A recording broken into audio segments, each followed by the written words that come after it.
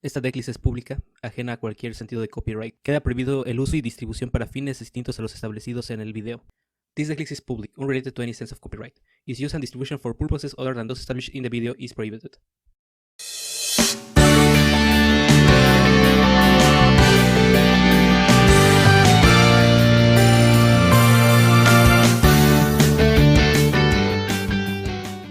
Hello everyone, I'm from the deck, and today I'm going to tell you that I just joined Aston Martin wrong idea. Hello everyone, I'm back at JS Cars channel, and today I'm going to bring you my virtual board deck profile. This is a deck that I enjoyed so much when it came out. I was playing it virtually, ironically, but after BFD got banned, I thought it was a little bit too hard to play the deck because you don't have a clear win condition. But after a few weeks, I've found some ways of making this deck enjoyable. And then people came up with Soul King and with Mod Dragon of the Swamp or whatever combos. And I thought, maybe it's interesting, it's worth giving it a try. And I got this basically. I have an interesting version of the deck, something a little bit different, but I want you to test it out if you want and check and see what is the best version of this deck for yourselves. Now let's just jump right into the deck profile. We're going to start with our monsters. We're playing 3 of Lulu, 3 of Lau Lau, 3 of Gigi, 3 of Lily, and as our only 2 offs and 1 off, we are playing 2 Nian Nian and 1 Tutu. This is the standard virtual board ratios, basically because everything that is a 3 can special summon itself from the hand, and the 2 offs, in this case Nian Nian, can special summon from the graveyard basically for free, and Tutu is just a 1 off because it's not that great, but this sometimes comes up. So with these ratios, which are pretty much standard, you get a free play. Drawing any combination of 2 of these basically is full combo. You don't actually need to overthink it a lot. But having 3 in hand is always the best idea, just in case you get hand trapped at least once. For our Virtual World spells, we're playing 3 of everything, 3 of Kowloon and 3 of Qinglong. Obviously, Qinglong is better in the graveyard most of the time because he can search from the graveyard. Kowloon is just a way to get into either Qinglong or any of the traps. As for our traps, we're playing only 2 Chuche and the 1 of Xuanwu. Xuanwu is Monster Reborn, which is pretty much the best version of the best card that you can have in the graveyard. It's only a 1-off because its on-field effect is not that great, so that's why we only run it at 1, and because we can recycle it pretty much easily with anything else.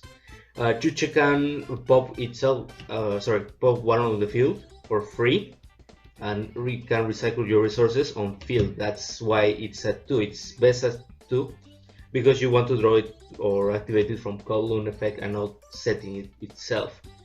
But anything else, again, is this pretty much standard ratios. If you want to test it out, I can recommend bumping Chuche back to 3.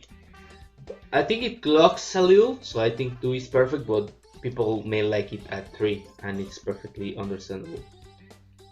For our hand trap part of the deck, because every deck nowadays has hand traps, I'm playing 2 Schoolmeister. This can be Ghostbell easily, but Schoolmeister I think it's a little more general for graveyard activating effects, which are most of the times what Ghostbell hits. So 2 Ash Blossom and triple Droll and Lockbird.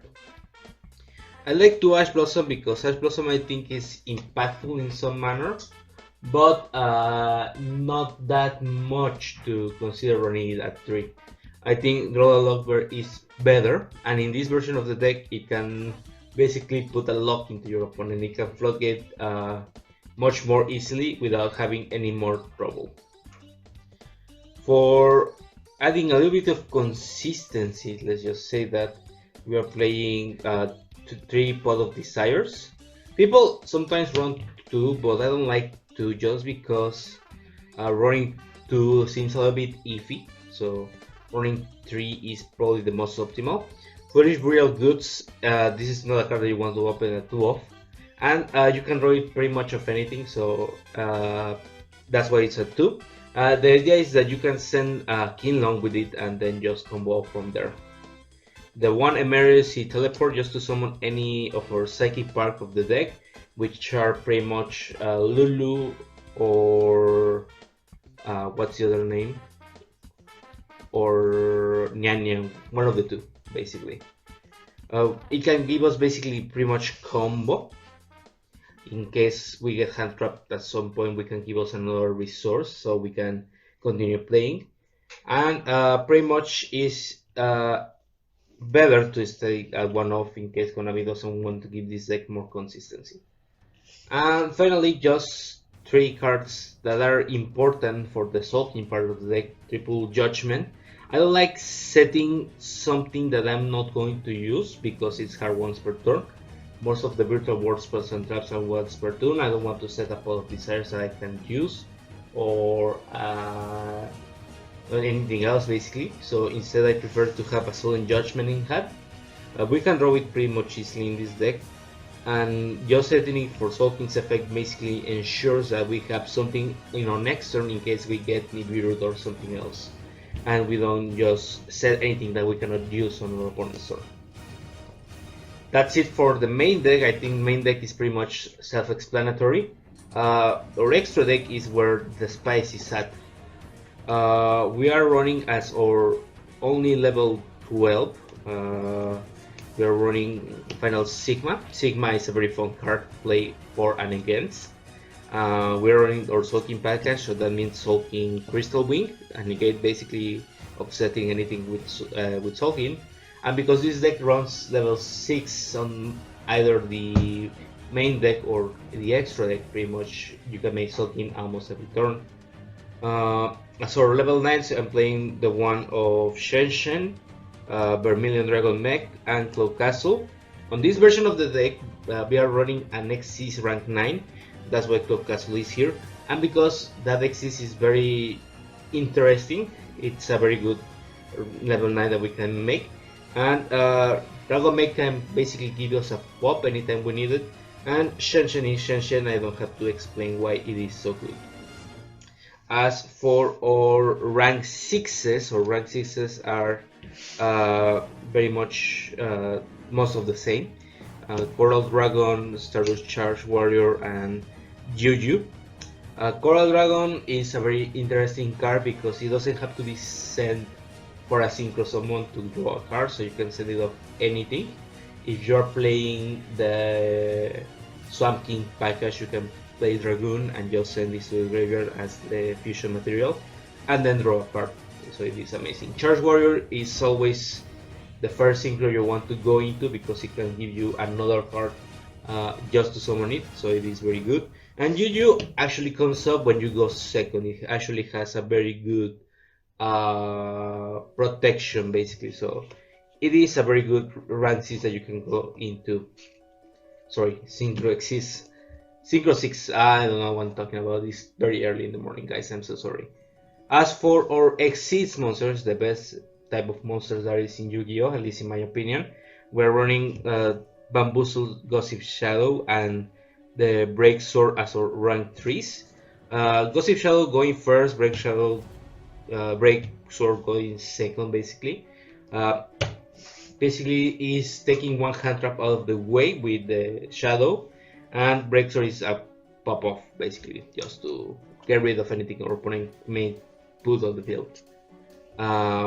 We have also Photon Striker Bouncer, Concept Ptolemy X7, and number 39 Utopia Beyond as our rank 6s. Again, going first, going second. Bouncer is a negate on field. Ptolemy is a way to recover any resource that we may need for keep comboing off. So going second, going first is pretty much the same if you summon it. And Utopia Beyond is for going second because it makes your opponent's monsters go 0. Pretty much gives you OTK. At this point, if you summon Beyond, your opponent doesn't have anything else. Maybe a Nibiru, but I don't think so really. And as our only rank 9, and I think this is where the science comes in, is Jormungandr, the Generator Boss of Eternity. So this card is not very well known outside of Generator because it's a little bit iffy if you don't play it right. So what does this do? This basically makes you and your opponent draw 1, which is our word links. But instead of sending one card from your hand to the graveyard for each player, you attach to Jormungandr and it gains attack for each attached card. So it makes itself bigger and gives you and your opponent one drop and takes one resource out of your opponent's hand or field to Jormungandr. So it is really cool. What is the idea here? The idea is that if you have summoned it, you have Vermilion Dragon Mech and Shenshen attached to it originally. You detach Shenshen, you put 1 and 1. I don't know, let's just grab 2 of these cards right here. You put 1 from your hand or field and 1 from your opponent's hand into it. So it now has 3k attack. Then you proceed in the direction of forward making Cloud Castle. Cloud Castle bring back the Shenshen and pass turn. And because this deck, again, I told you, it draws a lot of cards, you must have draw a lot card at some point. So on draw phase or on standby phase or any important phase that you needed, you can detach another card to make you and your opponent draw 1. So you draw 1, your opponent draws 1, you attach the Cloud Castle that is not doing anything at this point, and your opponent gives you 1. If they ash this, it's very funny, so they must have 2 ashes for that.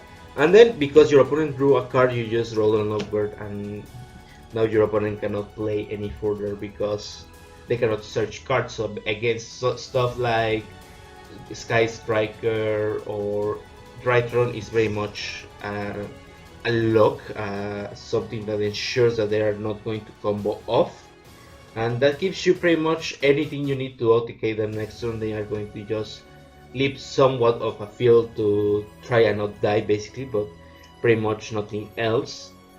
And also against Dogmatic Shadow Invoke, they don't get anything because if they have Invocation, they cannot search with Invocation. If they have Alistar, they cannot search the Invocation. Sorry, Magic and Meltdown, I don't know the names of the cards. They have Meltdown, they cannot search. If they have Alistar, they cannot search. If they have the Servant, they cannot search. So pretty much doesn't let your opponent search anything in the draw phase or anything for the rest of the turn, and I think that is very important nowadays. Side deck is always hard because side deck is depending on the territory, on your locals or whatever tournament you're going to play. In my case, my locals are a little bit different because third world country. So we are running 3 Phantasme, which is really great against Try or anything else that just link summons. 2 Nibiru. I don't have the second Nibiru is on its way. I'm using a Miradora as a placeholder, but 2 Nibiru. Again, anything that is impactful but not so much, it's a 2 off for me. And Nibiru is great, but if you don't draw it turn 1, then you are pretty much dead. So. And Lancia, again 2 off. I don't see a lot of decks vanishing per se. Again, only Tri-Brigade and PK, so that way it's a 2 off. And Pancratops just a way to ensure that we have a monster on field basically. Harpy's Feather Duster, self-explanatory. This deck kinda blows monsters but not spells or traps, so Harpy's Feather Duster is always fine.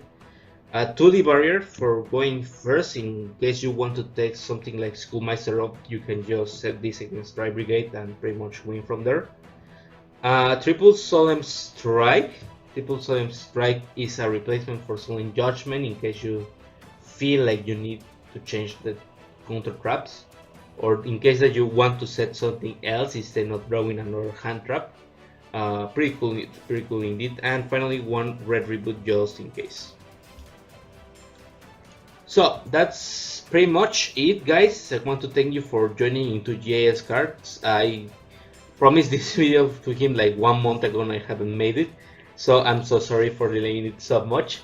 And check out my channel From the Deck to YT if you want to see more interesting deck options, or if you want to see comedy, as that's something that I tend to do on my channel when I don't have anything else to do. But thank you very much for joining. Please subscribe to JS Cards and to myself, and we'll see on the next one. See you.